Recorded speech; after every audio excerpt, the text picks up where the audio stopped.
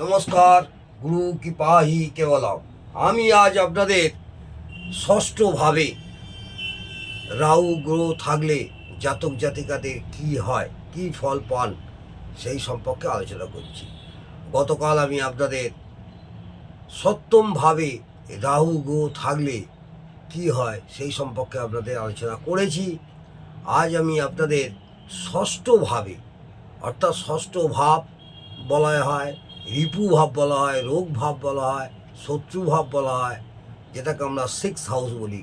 এই সিক্স হাউসে রাহু গ্রহ থাকলে জাতক জাতিকাতে কী ফল বদলায় সেই সম্পর্কে আমি আলোচনা করছি। এই আলোচনা করছি, মন দিয়ে শুনুন। যেসব ছাত্রছাত্রীরা জ্যোতিষ চর্চা করছেন বা জ্যোতিষ বর্তমান শিখছেন, তাদের অনেকটাই উপকার লাগবে। এবং অনেকেই হয়তো জানেন, তবুও যারা জানেন না তাদের আশা করব তারা ফলো করলে আগামী দিনে প্রেডিকশান করতে আপনাদের অনেক সাহায্য করবে। ষষ্ঠভাবে রাহু বলবান থাকলে জাতক বা জাতিকা স্বাস্থ্য তুলনামূলকভাবে অনেক শক্ত সামর্থ্য হয়। মনে রাখবেন, ষষ্ঠভাবে রাহু যদি বলবান থাকে সেই সব জাতক জাতিকাদের স্বাস্থ্য তুলনামূলকভাবে অনেক শক্ত সামর্থ্য হয়। কিন্তু অশুভ রাহু থাকলে স্বাস্থ্যহানি ঘটবে। এরা একটু পেটের রোগে বেশি ভোগে।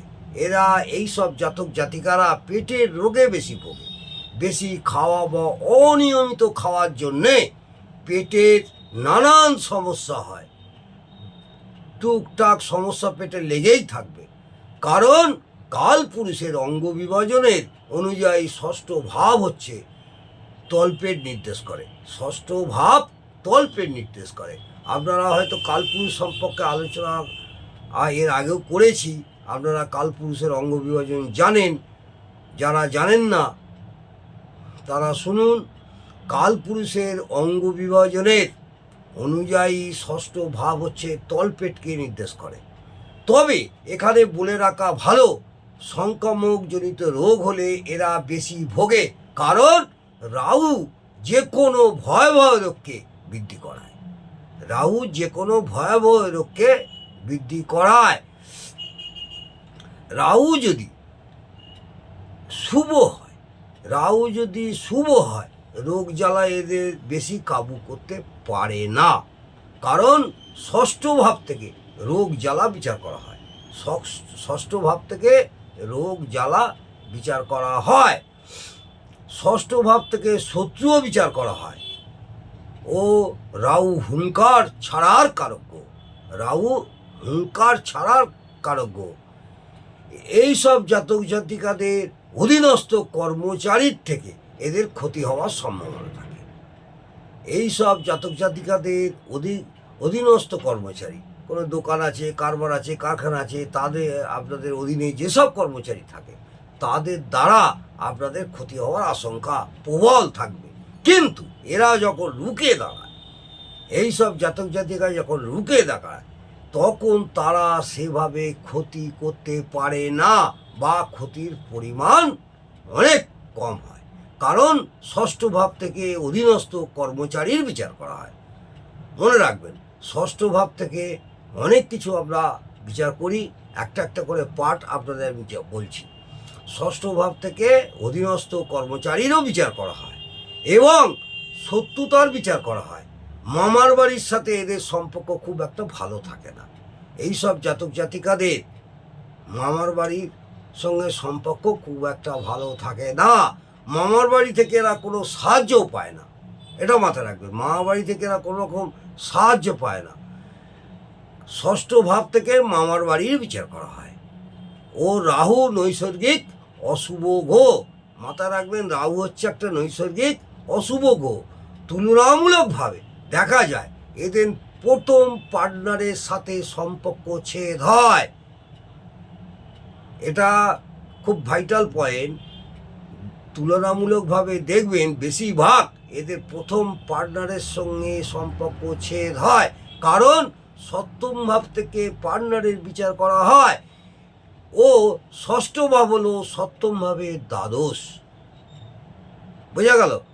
ষষ্ঠ ভাব হলো সপ্তম ভাবের দ্বাদশ, অর্থাৎ বিচ্ছেদ ও রাহু অশুভ গ্রহ। রাহু অশুভ গ্রহ, এদের আর্থিক অবস্থা তুলনামূলকভাবে অনেক ভালো হয়, অনেক লাভবান হয়। কারণ ষষ্ঠ ভাব থেকে লোন দেওয়া বিচার করা হয়, ষষ্ঠ ভাব থেকে লোন দেওয়া বিচার করা হয়। এরা অনেক বেশি বুদ্ধিমান হয়। অনেকের মধ্যেও এরা এরা দেখি বা আমার 29 বছর অভিজ্ঞতায় দেখছি, এরা বুদ্ধিমান হয় এবং অনেকেই এরা সুদে টাকা খাটায়, অর্থাৎ অর্থের বিনিময়ে ইন্টারেস্ট নেয়। এরা অনেক বেশি বুদ্ধিমান হলেও অনেক সময় মাথা গরমের জন্যে একটু অসুবিধার মধ্যেও পড়তে হয়। পশু পাখি পুষতে এরা খুব ভালোবাসে। এইসব জাতক জাতিকেরা পশু পাখি পুষতে ভালোবাসেন। ভণ্ডামি করতে এরা পছন্দ করে না বা ভণ্ডামি করে না। এইসব জাতক জাতিকেরা ভণ্ডামি করে না। বিভিন্ন রূপ ধারণ করতে এরা ভালো পারে। প্রশাসনিক বিভাগে চাকরি, ছিনতাই, ডাকাতি, জেল কর্মীর চাকরি ইত্যাদি পেশাতে এদের বেশিরভাগ যুক্ত থাকতে দেখা যায় এবং জমি জমার কাজ, দালালি, এইসব ক্ষেত্রে এইসব জাতক জাতিকাদের যুক্ত থাকতে দেখা যায়। এই রাহুর সাথে মঙ্গলের সংযোগ হলে, এই রাহু গ্রহের সাথে মঙ্গল গ্রহের যদি সংযোগ হয় তাহলে কিন্তু দুর্ঘটনা ঘটে। কারণ ষষ্ঠ ভাব থেকে দুর্ঘটনার বিচার করা হয়। এরা নিয়ম শৃঙ্খলা খুব একটা বেশি মানে না, বেপরোয়া কাজকর্ম করতে পছন্দ করে, ডেয়ার ডেভিল কাজ করতে পছন্দ করে। রবি বা মঙ্গলের সাথে থাকলে, রবি গ্রহ বা মঙ্গলের সাথে থাকলে অনেক সময় বিষাক্ত পোকামাকড় থেকে দংশন হতে পারে।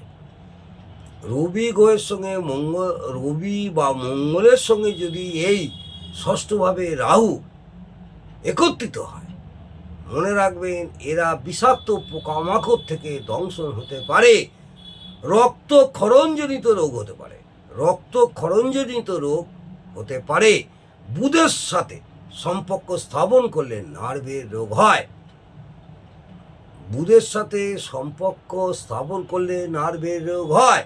বৃহস্পতির সঙ্গে থাকলে খাওয়া দাওয়া থেকে সমস্যা হতে পারে, কারণ বৃহস্পতি খাদ্যের কারক গ্রহ, বৃহস্পতি খাদ্যের কারক গ্রহ।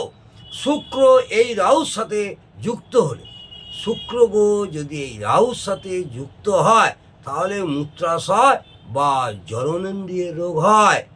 মনে রাখতে হবে ষষ্ঠ ভাব রাহু, মঙ্গল, শুক্র একসাথে থাকলে বা সংযোগ স্থাপন করলে অবৈধ সম্পর্ক তৈরি হয় বা অবৈধ সম্পর্কে জড়িয়ে পড়ার সম্ভাবনা 80% থেকে যায়। আবার বলি, মনে রাখতে হবে ষষ্ঠভাবে রাহুর সঙ্গে শুক্র মঙ্গল একসাথে থাকলে বা সংযোগ স্থাপন করলে অবৈধ সম্পর্ক তৈরি হয় বা অবৈধ সম্পর্কে জড়িয়ে পড়ে এই সব জাতক জাতিকারা। আজকে আমি এই পর্যন্ত আপনাদের কাছে আলোচনা করলাম।